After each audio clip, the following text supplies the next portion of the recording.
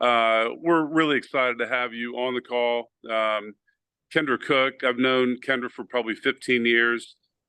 She's just was an is an incredible realtor, but she was doing, and you can tell him, Kendra, probably 20, 30 transactions a month.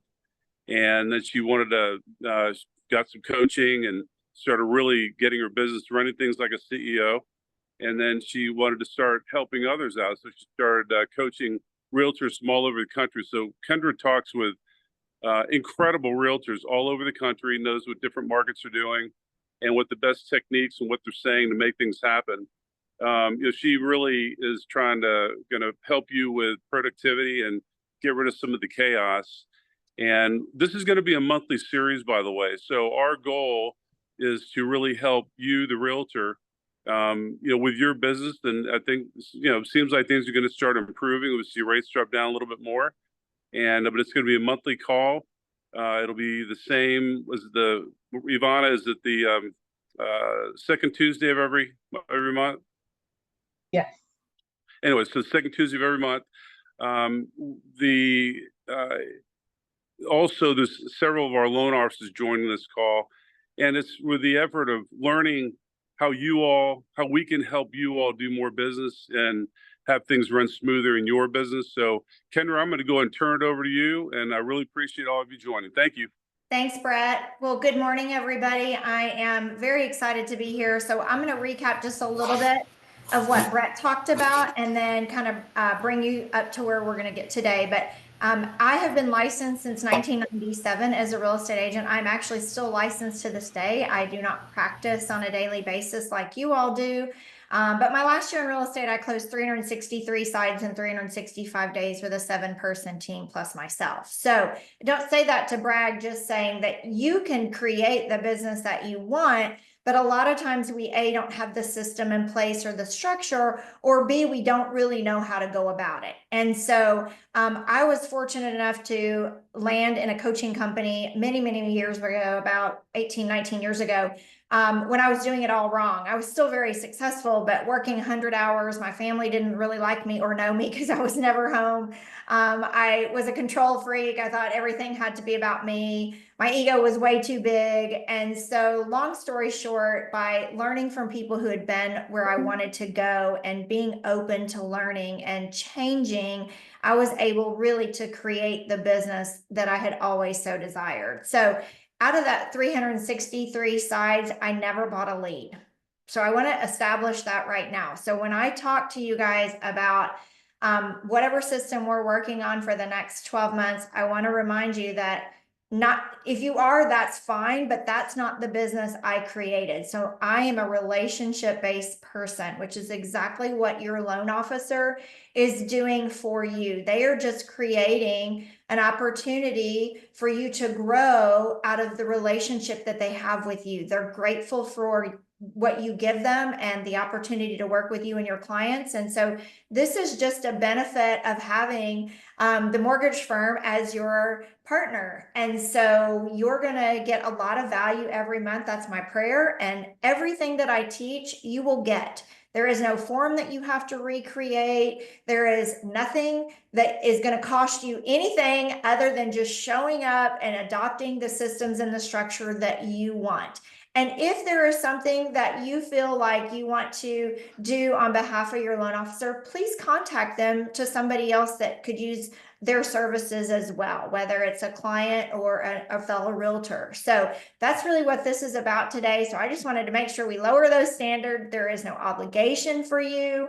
But I will tell you what they are going to do is partner with you, and that if there are some scripting or anything that you need that maybe I didn't offer, or you just want to practice scripting, or you want to share your goals with someone to help you with some accountability, that's what they're going to be. They're going to be your partner.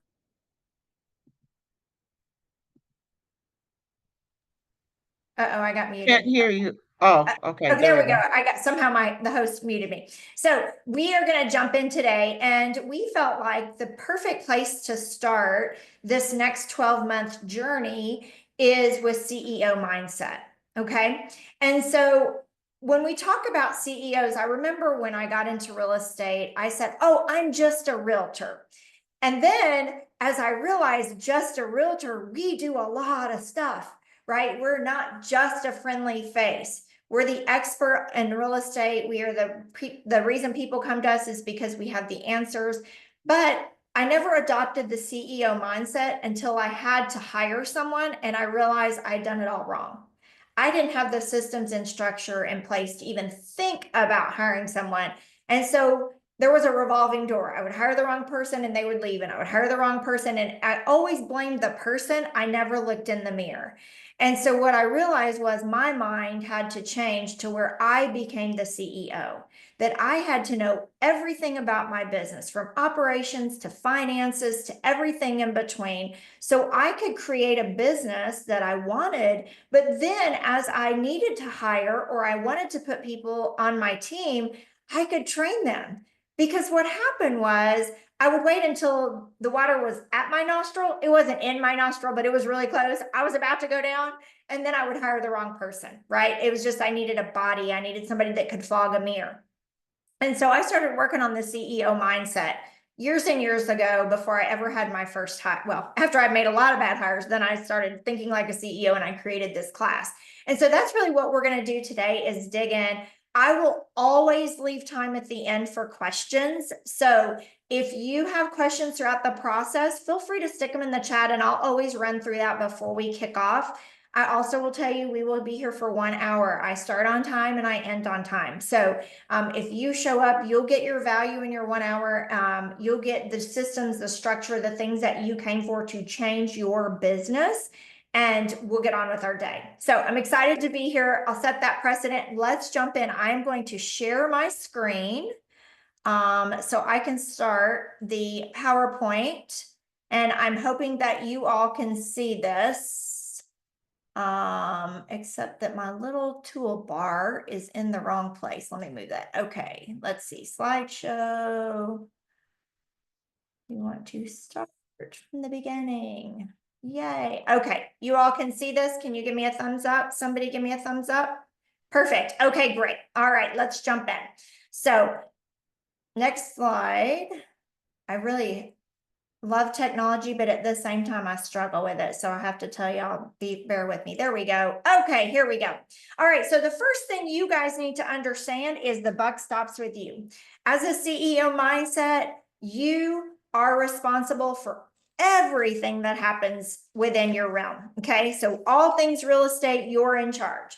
So you're accepting responsibility for everything. That means you manage your time, you manage your results, you manage your reputation, you manage your expectations of the client. It also means that you have to be a master problem solver.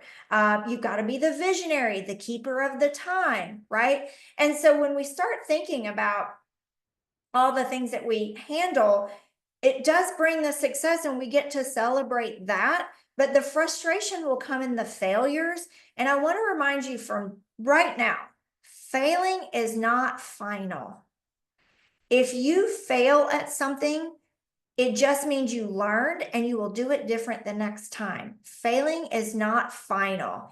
And so I think that sometimes we say, well, I don't have the experience of a CEO, or I don't know, where to find the answers. Guys, we are being schooled on a generation of internet. If you don't know the answers, you can find them, piece them together, take a piece of somebody else's opportunity and somebody else's blog and somebody else's, and then create that. But failure is going to happen. Let's set the stage on that right now off the get-go. All right. So let's move on to 2 key components. I believe for every business, there are 2 key components. Number 1 is laser focus. Laser focus. Number 2 is know your vision. I think for me, I got in real estate not because I was brought up saying, oh, I'm going to be a great realtor. That was not me at all. If you know a little bit about my story, I thought I was going to be an attorney, and there was another plan on my life. So I never really had a vision for real estate. It was a do or die. I had bills to pay and mouths to feed. And so I jumped into real estate with 0 vision. Now let's be clear. We struggle with both. Why? Let's talk about why we struggle with these so we can fix it So it moves from, it's not a struggle anymore, and we're moving towards success. Number one is lack of attention span. That is not a disrespect on any of us. If you are a great salesperson, lender, or real estate agent on this call this morning, we have a lack of attention span because there's so much coming at us at all times. But number two, most of us are usually high D on the DISC testing scale, which means we're a driver. So we're movers and shakers. We're moving at a pace so fast that we don't slow down and focus on one thing at a time. The old term multitasker is not really as great as we once thought it was, right? We start something, we stop it, we start it, we stop it. And so we have a lack of attention span, number one reason. Number two is we're easily distracted. Listen, there are trends coming at us. There are people saying, buy this, do this, try this, go to this seminar. And we just get overwhelmed to the point that we cannot focus on really the minute points to be successful. So we're all over the place. It distracts us from our focus. Number three, one of the biggest struggles I had early in life is disorganization. Disorganization. You don't think in your mind when you think about lack of focus being disorganization until you really start studying it. And this goes into your closet, you guys. I have a little gnat flying around my head, sorry. Disorganization in your closet. How much time do you spend in the morning? I'm going to pick on my ladies for a minute, where we've kicked our shoes off and we've got one shoe and the rest of them are in this pile somewhere, right? And we've got to be in the floor. Yes, Heidi's like, yes, that's me, right? It's a time suck. So it changes the lack of focus that we have of let's get ready, let's be successful, let's move on, to, oh my gosh, I'm already 5 minutes late. I'm disorganized, or we get in our car and it's a hot mess, right? We tell our clients, clean up your house and declutter. And then we go to pick them up to show a house and there's Starbucks cups and Chick-fil-A bags in the floorboard. It looks like a disaster, right? Because we're so disorganized, we can't even slow down to clean our cars. It's lack of focus. All right. The last one is time management and discipline. I was joking with Brett before we started today, but this is huge. Time management, discipline, commitment, all of those for me stem around the word character. If I tell my spouse, partner, significant other, I'm coming home for dinner at 5:30 and I get home at 5:50, I just said to them, my time's more important to yours. That's a character flaw, right? If we're so disorganized that we show up at every appointment 5 to 10 to 15 minutes late, and we might have to tell a little white lie about traffic because we were disorganized, it's lack of focus, right? And I promise you that it does, if it's showing up in our business life, it's showing up in our personal life too. So we're really gonna have to work on focusing on the issues at hand, which I'm going to talk about those in a minute, the 4 things that we have to focus on in your business. And when you get the business dialed in, I promise you, you can take these same tactics home and they work at home in your personal life too. All right. The second component of every business is vision. Know your vision. For me, when I think of vision, I think it's where we dream big and we focus small. I have been very guilty of seeing the vision and skipping steps 1 through 6 to get to 7, because that's the vision, right? And when I get to the vision, guess what happens? Everything crumbles because I didn't have all the steps in place to get to that vision. So I want you to think about, when we talk about you creating your vision, that you really think, hey, it's a big vision, but it might take me 3 to 5 years to get there. So I'm going to focus on the next 7, steps to get me there on a daily, weekly, monthly, yearly basis. We can't just go to the vision without accommodating it with the steps to get us there. So we're going to dig into those 2 things as we go through today, and we're going to start right here. 4 key areas of every business. When you talk about a CEO, if we were to go to, Microsoft or Google or Amazon or wherever these companies started, I promise you, these are the 4 key areas that they started focusing on or looking at to build those empires. Listen, each one of you can build your own empire. Your empire could be 20 deals a year. It could be 500 deals a year. This is your empire. You get to create it. But no matter the size of the empire you're building, the business you're building, or that you want to create, it starts with these 4 key areas. These core areas are in every business. Operations. This is where we work in our business and not on the business. Okay. Number 2 is marketing and sales. Number 3 is technology. Bleh, I'm not good at that. I really struggle, I'll be honest. And the last one is finances. So I'm going to dig into each one of these and give you guys some scenarios today, because like I said, as we go through it, you will not be able to wing these systems as your business grows. And my full intention is that based on the steps that I'm going to give you for the next 12 months, we're going to create the business that you always dreamt of. It's going to get bigger. It's going to get better. And we're going to talk about all 4 of these areas over the next 12 months. Okay. So let's jump into the first one, which is operations. Okay. This is where we can really get sucked in and distracted. Why do I say that? There's no rejection here. We're salespeople, all of us. Nobody on this call likes to call somebody and be rejected. Nobody. Do we get better with it? Yes. The more we're rejected, the more we can overcome the objection. We can practice the scripting, but it's painful. And guys, I coach people all over the country and consult with them. And I know that this NAR change has been pretty stinking painful.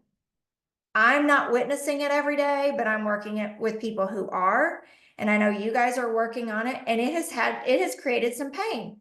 So it has been very easy. Several of my students have struggled of staying on course the last 6 months because it's been easier to get in operations. What do I mean by that? I'll work on my PowerPoint presentation for my listing. I'll work on my new checklist. I'm going to create a new closing gift, right? We've all done it. We've all been there. So you're not alone. And this is not disrespecting you. It is saying, hey, you have to work in operations. But the key to all of these 4 areas that you're going to need to work on is time blocking. So you must, after this call in the next few days, as you get ready to go into the new year, you're going to have to block some time every week to work on operations. What do I mean by operations? I mean communication. I mean thank you notes. I mean a system that needs to be created. Your projects that you're working on. Maybe you're planning a lunch and learn. Maybe you've got to call and ask for an open house, permission to do an open house, right? That's operations. This is what keeps the doors open and the shop running, okay? But it's easy to spend time here. If it's not time blocked, you will get sucked in here for 2 or 3 hours in a day, and you'll get home and say, I didn't get anything done. That's why these have to be time blocked, okay? The next one is marketing and sales. It is the absolute lifeblood of our success, but it is also the place that we dread the most for most of us, okay? Not in a bad way, but marketing and sales is asking for business, closing for an opportunity, meeting somebody belly to belly, right? Going to meet new people. If you're going to a chamber event, or you're going to, an event that one of your business partners are hosting, and you're like, gosh, I'm not going to know anybody there. I'm really uncomfortable. Why do I have to go to these things, right? This is the lifeblood of our business. This is where you've got to get rejected. You've got to get in the door, and you got to go meet people, whether you like it or not. Okay.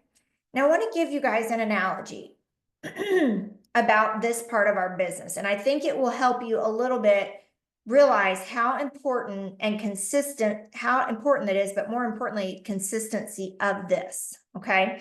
So where I sold real estate for almost 30 years was in Murfreesboro, Tennessee, and the Nissan plant is there. And I have a son, and as he was growing up, a lot of times we would go to the Nissan plant for a field trip with your kids.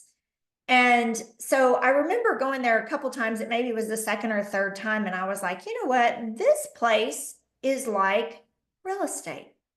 So I'm going to share with you what I created in my mind, and I've been teaching for years, so it kind of gives you an analogy of what sales and marketing looks like. Okay.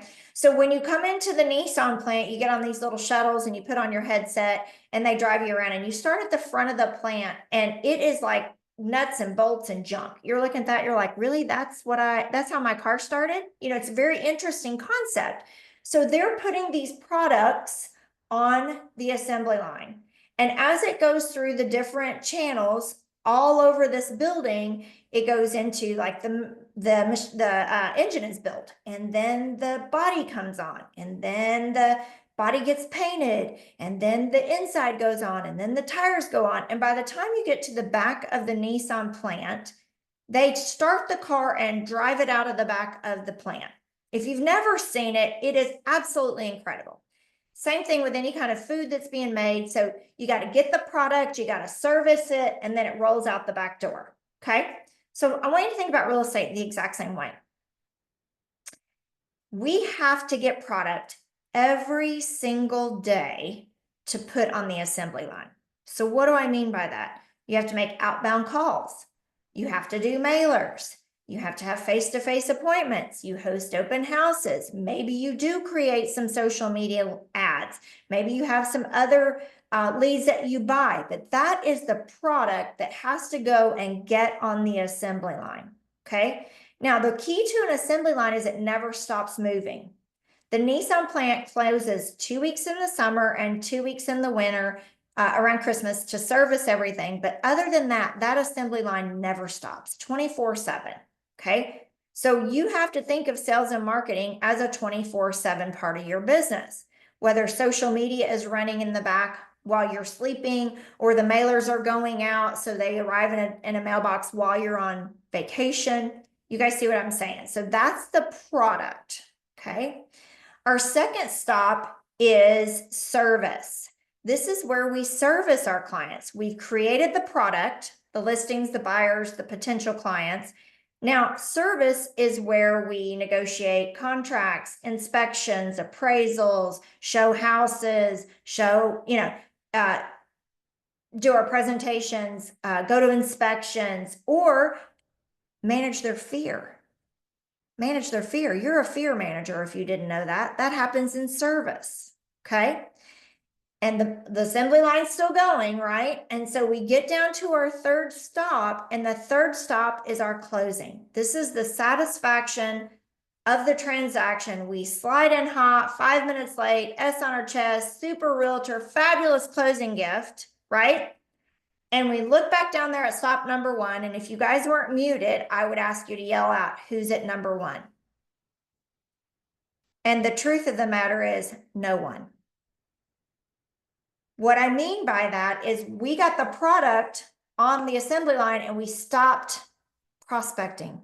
We stopped marketing because we have to go to service, right? We got to service the transactions we got. We have to focus on what's in front of us. No disrespect. We've all done that. And then we got to get to the closing to get paid.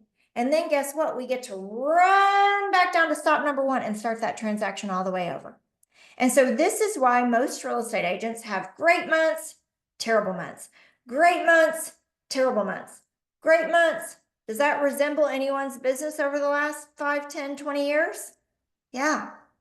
So what we have to know is you have to work on marketing and sales every day. Come hay or high water, we got to spend time in stop number 1 every day. How will that happen? It will only happen if it's time blocked.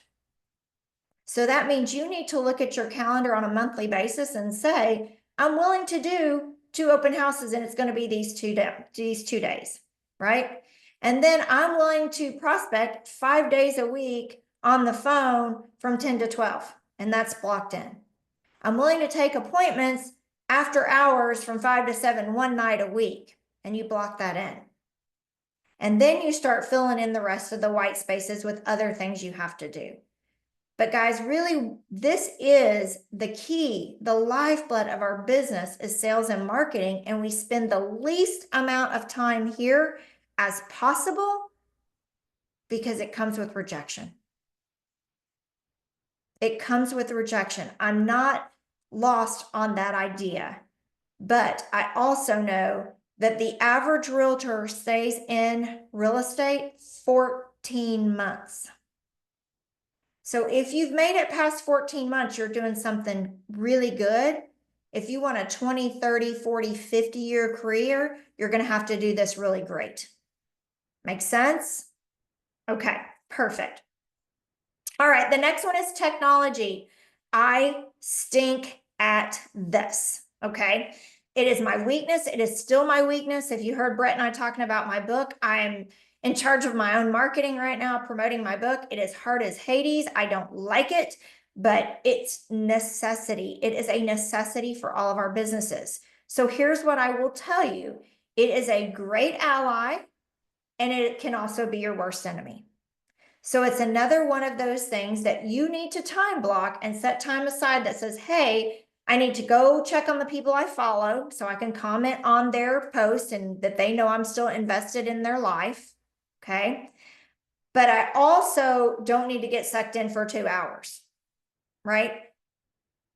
It's hard.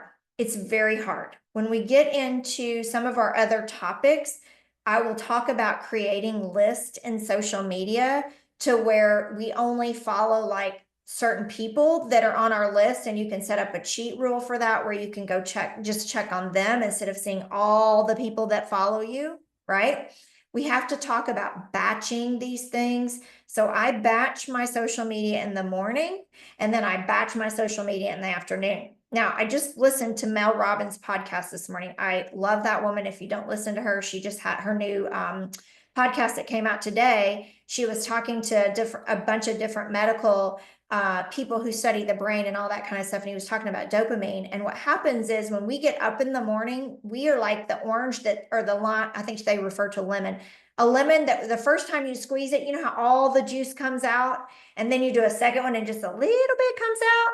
Well, if in the morning you're filled with dopamine the most for about 4 hours, and we give that energy to technology, we get riled up, we get disappointed, we get deflated, we get all of those things. And then by the time we get to our desk and we sit down, we're squeezing that orange, there's not much left, or lemon, or whatever you're squeezing, right?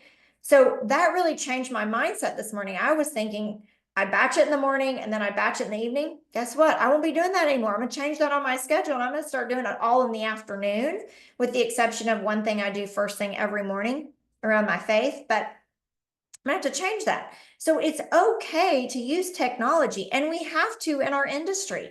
People are going to find you on Google. They're going to find you on social media. They're going to look for reviews on different Facebook, whatever, Google, all of those things. So you have to have technology, but we have to learn to be disciplined with it, or it will suck us in and distract us from our number one job, which is prospecting. Okay. Sales and marketing. All right. So technology, I always say you can definitely batch that out eventually once you learn how to do it, if you wanted to hire somebody, but you can't train somebody on what you don't know. Right. And so I found this out the very, very hard way. I've always had a marketing person or company with my real estate company. And then I went into a marketing company and they had a marketing person. And now I'm kind of self-employed again, doing my own thing with these kind of events and my book and different things. And I decided to hire a virtual assistant. I thought, oh, this will be great. They can do all of my marketing. And they're like, well, you have to train us. And I was like, what? I don't even know how to do it. So guess what? YouTube is my friend again. I'm teaching myself how to post and how to link and all of these things, but I have to manage it. Okay. The other things that I would tell you that would fall under technology is CRM, your CRM. Now, when I talk about database, CRMs, systems all around the country, people always say to me, what CRM do you recommend? My answer is the one you will use. That's it. The one you will use. It doesn't matter what I would use, because it may be something that you're not interested in, or it's over your head, or it doesn't provide the systems and structure and the solutions to what you need it for. There are a million of them out there, right? There's Follow Up Boss and Lion Desk and Brivida and Top Producer, and I mean, a million of them. If you have nothing, I'll just say it right now, Microsoft Outlook works lovely. All my contacts are in there. They're on my phone. I can print my labels from there on paper, run them through a copy machine, print my labels, do my mailers. Listen, I'm old school. I don't have a lot of time to train myself on technology. I'm training myself on what I have to do, and I can make do with the rest. So all of those things fall under technology. If you manage your own website, that's under technology. Hey, every 3 to 6 months, I got to move stuff around so it moves up on the SEO, those kind of things, that would go under technology. It's not one of those that I'm supposed to be in my power hour and I just thought of a great word and I'm going to go change something on my website right in the middle of your power hour. I'm guilty. Listen, I'm not saying you, I'm saying me. This whole class came out of all my own mistakes, right? So if I can help you with the learning curve of saying, hey, I'm going to do technology on Tuesday and Thursday, I block 30 minutes or an hour or however you set it up to work for you, that's the key, because you will have to do technology. I'm not clueless to that, but how you do it efficiently matters.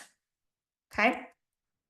All right, I see there's tons of things going on in the chat. I promise if you're putting questions over there, I will get to them, okay? Finance. The biggest one that none of us want to look at, but the most important one of all of them.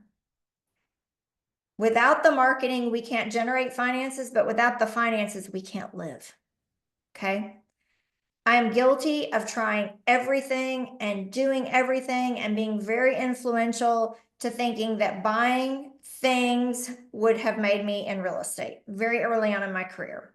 And I will say this just to share with you how it started for me. I was that person who worked for a very wonderful human top producer in the Nashville market. And he was the very first one that was the one-stop shop that I'd ever heard of. I worked for him for about 6 years. And he had bus benches with his face on it. He was the condo king. He took a lot of old, huge historical homes in West Nashville and converted them into quads, condo buildings. He was a master at it.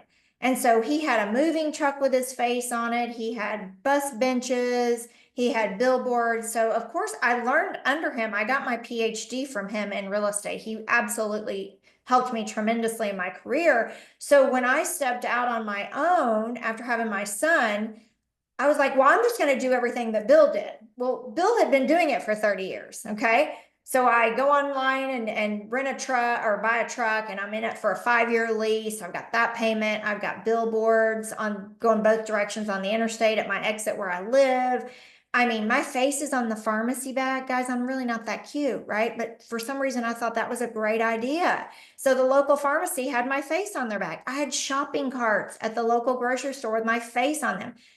Everything somebody asked me for, I was like, yeah, sure, I'll do that. I've got a check. I'll write it. And when I hit the bottom and looked at my finances, I was spending over $40,000 a month in marketing before I got one penny out of my business. Let me say that again. Can you imagine writing a $40,000 check every month to keep your doors open before you can even feed your family? It had gotten so out of control because I didn't pay attention to the finances. I had a credit card and I had a checkbook. I thought I had money, right? And so from that day forward, I canceled a lot of contracts. I got out of contracts. I had to live out some contracts. But I said, you know what? I will never not keep my eye on the finances again, because we can't accumulate wealth when it's going out the door faster than we can make it. And I don't think any of you are here working at this job as a hobby, whether you're making purse money, which is what I like to call my, my mad money. I like to send a referral and get some purse money because I do have a little bit of a stylish purse fetish. I'm not going to lie about that.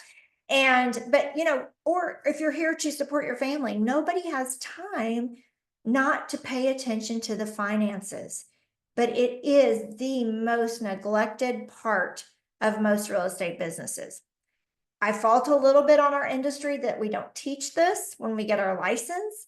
I've spent many, many years teaching profit and loss and personal budget, which are two things that we will cover in these next 12 months. If you are not doing a P&L or you do not do a personal budget, I have a very simple form that I will teach you guys that you can do forever and ever, because I think this is such a missed opportunity in our industry that gets people in trouble.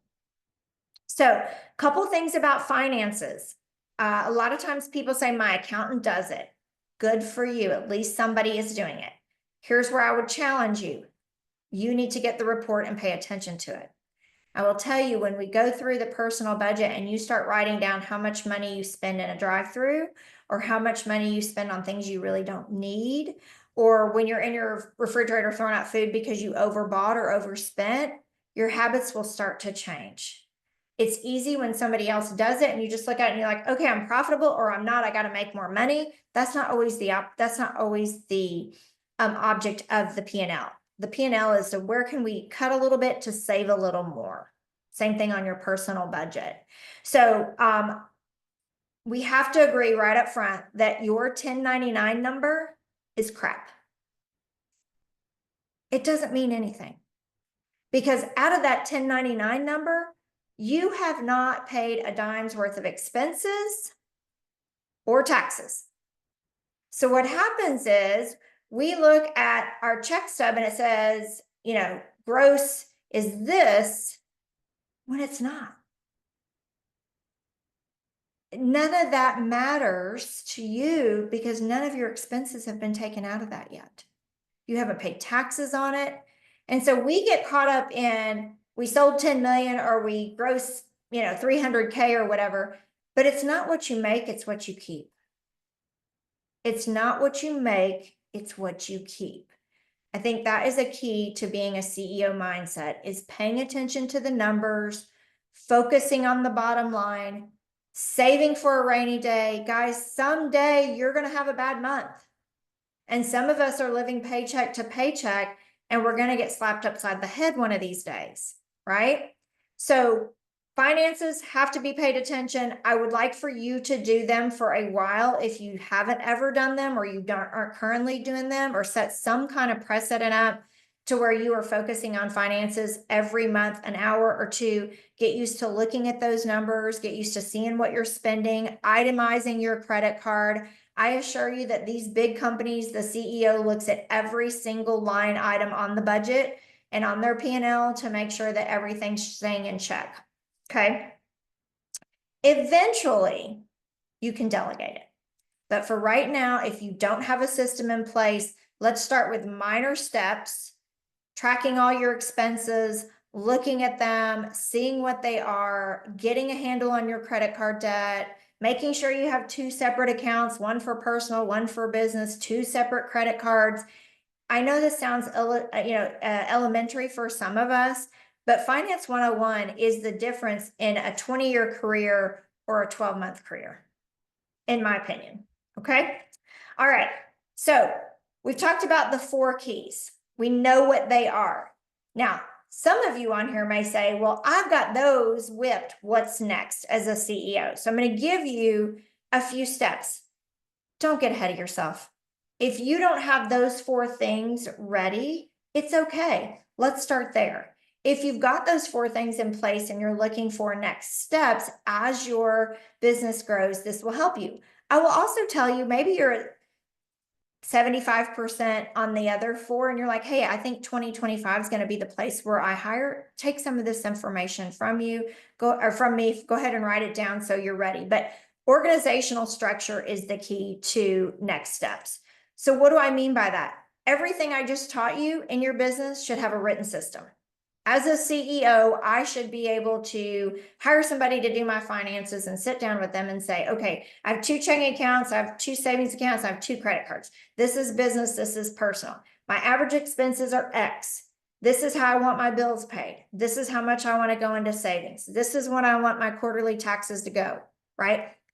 Plan. So when you delegate it, you have a system in place. Let's talk about the same thing, your database. If everything you have that you do, that you take care of your database is in your head, how will you ever train anybody? Well, I'll tell you, you won't train them very well, right? So what happens is we bring somebody in when the water's in their nostril and we say, hey, I need you to do a mailer for my database. And I want to have a client party in August.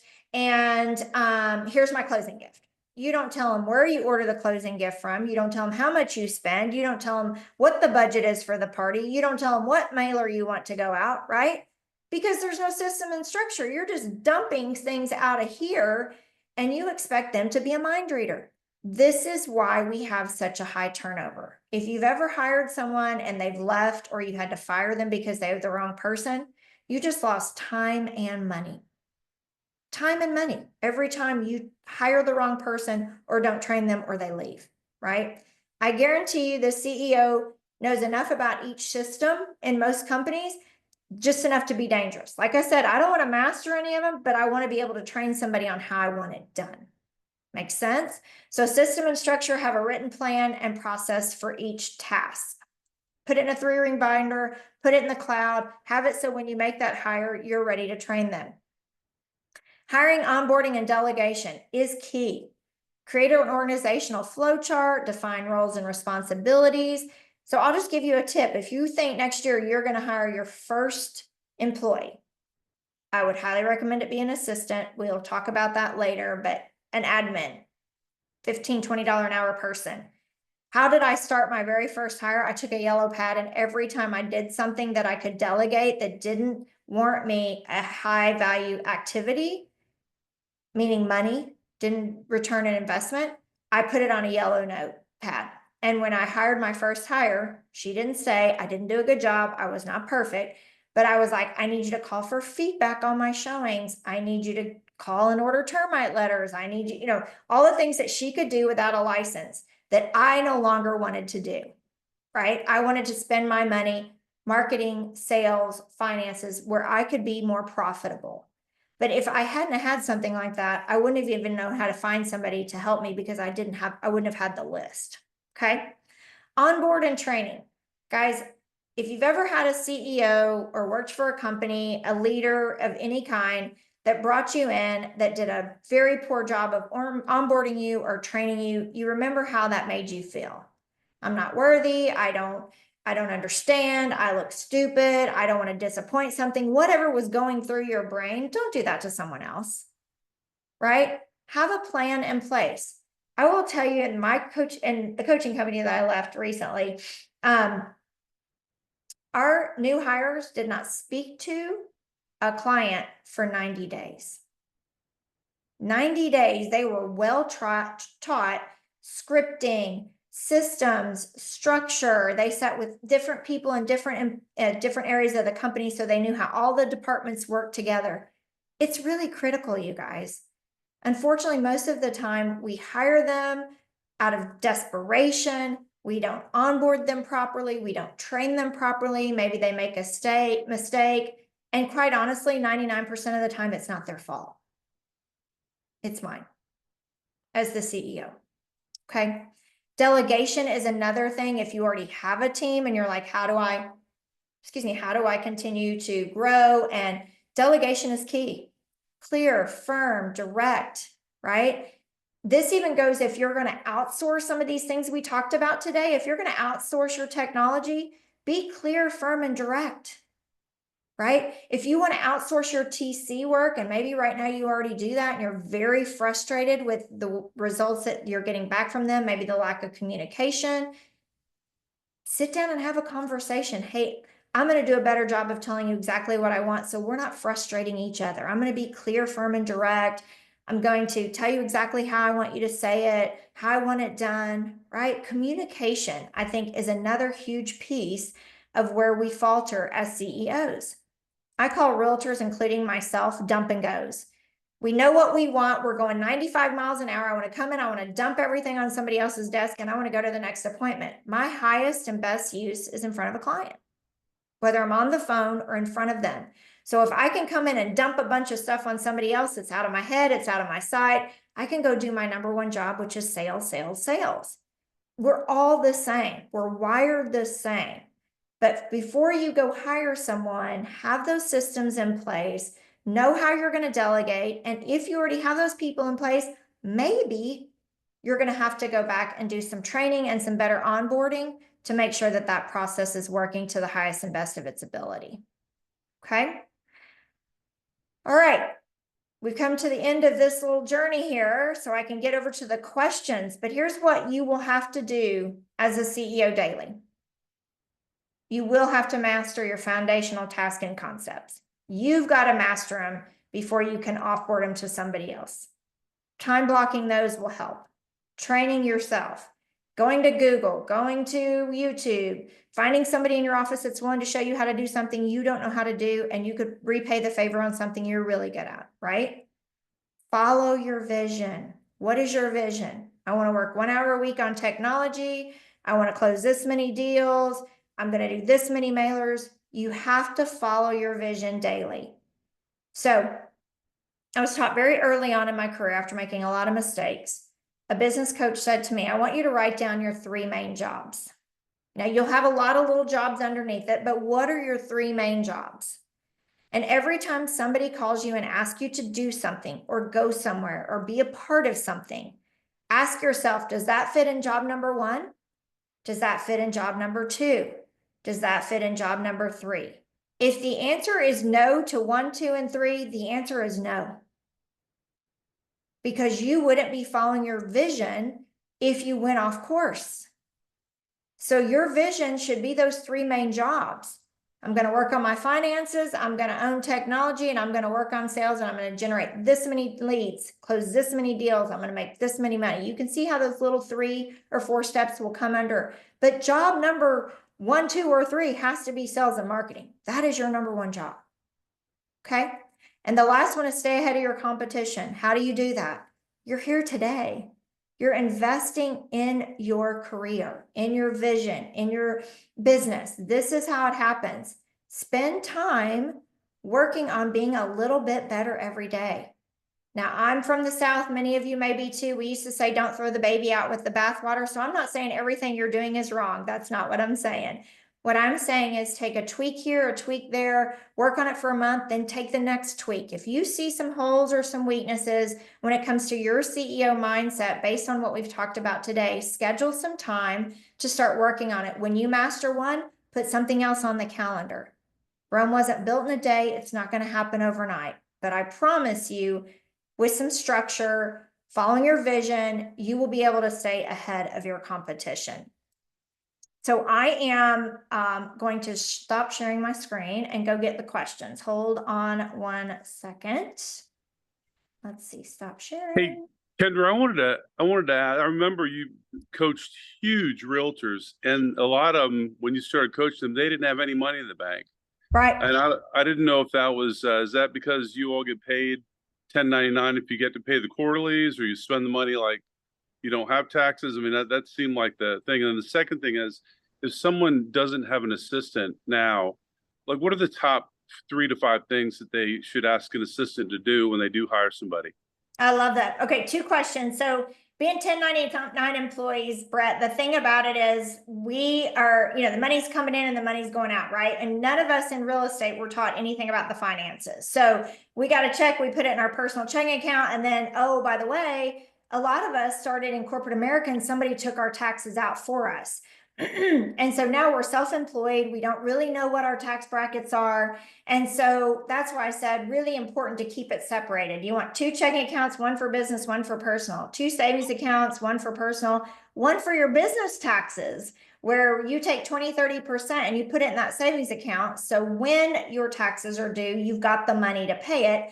And then 1 credit card for each, 1 for business, 1 for personal. So unfortunately, I feel like our industry did a little bit of injustice when they didn't teach us how to go into financial piece of our industry, because it does really hurt people. A lot of realtors get started being part-time because they still got to keep the income coming in from another job. So I would say that's the biggest struggle with finance when it comes to real estate. They don't teach us anything. So I would definitely start getting somebody to help you with that sooner than later. And then the 3 to 5 things, if you just wanted to share an assistant with someone in your office and each one of you get 10 or 15, 20 hours a week, they can print your schedule. Yes, I'm old school and I print my schedule. I cannot ignore something that's staring me in the face. It's very easy to turn my phone off and ignore something that's on digital. So I print your schedule. They can do your mailers, right? You can create a postcard to go to your database. They can stick the labels. They can put the stamps on it. They can call for feedback. They can set up a termite inspection for you. They can put your copy packets together. They can answer the phone, take messages, right? So I think that a lot of times we get sucked into the text and the phone calls as a real estate agent. I love my cell phone, but it's also the spawn of the devil. It's a huge distraction that when it's beeping, I'm like the Energizer Bunny popping and jumping. But if you had somebody that, you know, a couple hours a day could just manage your phone so you could prospect, what would happen to your bottom line? Make sense? Great questions. Right. All right. I'm gonna run back up here and see question wise. Let's see. Will the presentation be available? Absolutely. Your loan officer, fellow friends here will get those to you. It's being recorded so they can share that as well. Guys, everything I have is open to you, so ask for what you need and we'll get it to you. I'm running through here. No questions, lots of comments. Can the admin forward a link for the reoccurring event each month? I'm sure somebody saw that. Okay, let's see. Thank you for saying NAR decision has been challenging because it is. Yes, time blocking is not my best. We will work on time blocking, Steve. Thanks for putting that on there. I'll give you nuggets every single month as we talk through how to block those on. And it really just starts with print out your Microsoft or, you know, like Outlook calendar blank, and then put the things on there that are most important. Faith, family, yourself happens first. So date nights, you know, spiritual journey, whatever that looks like, meditation, you know, events, yourself, your workouts. And then the white space, you get to fill in with high value dollar activities first. So you're prospecting, appointments, things like that. And then the rest of the white space is for technology, you know, hiring somebody to do your finances or sitting down doing your finances. And so you have to kind of back into a time block schedule. I love when people say, well, I've had the same schedule for a year. Not me. Mine changes every week, right? So on Sunday, one of the things that I do, which I reserve for my faith, and I always print my schedule out and I look at it for the whole week. Where are my holes? What do I need to be ready? You know, so I have 3 webinars today, back to back to back. So I have all my papers ready. All my, you know, stuff is ready to go. I was prepared. I knew I needed to be in my office an hour early to do that. So I think, you know, you can change it around, but the main thing is that everything is on your calendar. My little saying is you can move it, you cannot remove it. So if you need to move some appointments around or something, you can, but don't remove it. May I ask you a question? Yes, you may. Absolutely. What some of my teams, they all said the same thing about time blocking, and I think everybody's here is something we all have to learn and work on and being consistent. Is there any book that you could recommend as a person, as an entrepreneur, from you starting from nothing and accumulating something that's so great? And by the way, thank you for sharing this. It's amazing. I could see from your glowing that you experienced so much and you have more time, but is there any book that you could recommend for beginners, like someone who just starting physical therapy and they need that first step of saying, I know it's hard, but I recommend this book to help your time blocking to be more perfected. Well, Anything? you're going to laugh at me. I don't know of a time blocking book, but one of my favorite books that really set precedent for me was called Make Your Bed. That Make Your absolutely Bed? changed. Make Your Bed. Okay. Make Your Bed. It's about 90 pages, if that long. And it just talks about discipline and really, you know, if you really want to change, you have to be the change, right? And sometimes we get beat up during the day and we tell ourselves you're a failure, you know, you'll never do this, you'll never do that, blah, blah, blah, blah, blah. But the truth of the matter is if you get up in the morning and you have success right out of bed, you make your bed the minute your feet hit the floor, you've already won the day because you stuck to your word, you made the bed. And then it just starts building on discipline, discipline, discipline. The reason I print my calendar, you guys, is I am a very visual learner. So I check off each time block when I get it done. And at the end of the day, when I look and every box is checked, that's a win for me. Does that make sense? So it's discipline, repetition, time after time after time. Every single month we will talk about time because it's something I work on. I don't have it mastered, but I work on it all the time because time is money, right? I mean, we have to dial in our time if we're going to continue to grow our income. So let's see, okay, you can use labels. Do you have a sample 1 week plan? Yes, I will be happy to send over when they send out the recording. I'll send you a copy of a time block schedule so you can see mine's color coded. I'm going to make myself a note so I don't forget, and I'll send you a sample of that. Okay. Awesome. Let's see. That's where I'm now. Is there a great rule of thumb as to what percentage of my budget should go towards marketing? Yes and no. So when we get to the P&L class, I actually have your profit and loss broken down into 4 sections. So expenses that happen every single month. And then I have wages. And then I have miscellaneous expenses and then personal expenses. And I will show you a percentage in each one of those sections as to what the percentage is. So I don't want to get ahead of myself, but yes, that is forthcoming. So we will take care of that for you. All right. I think that is. Kendra, you have a hand up, Brianna. I'm sorry. You have a hand up, Oh, Brianna. yes. Go ahead, Brianna. Yes, ma'am. So just briefly, with regards to technology that you touched on a little bit ago, you mentioned Microsoft Outlook and then also some other CRM tools like Follow Up Boss, Lion Desk. What specifically how do you communicate with regards to prospecting and communicating with your, clients?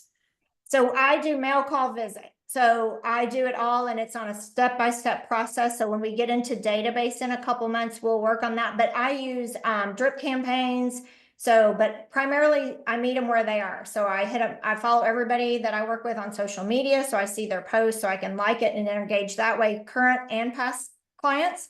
I mail to them and then I call them twice a year minimum. And I'll show you guys a system of how you can track all that. And it all shows up in your database. It's all time blocked for you in your database. Okay, so we'll get to it. Yes, it's coming. It's Okay. coming. Okay. Okay, great. Yeah, thank you. You're welcome. All right, you guys, I said we'd start on time and end on time. Go be awesome. I will make sure to see you guys back here next month. Thank you so much for showing up and your questions. Have a great day, you guys. Thanks, Kendra. Thank you.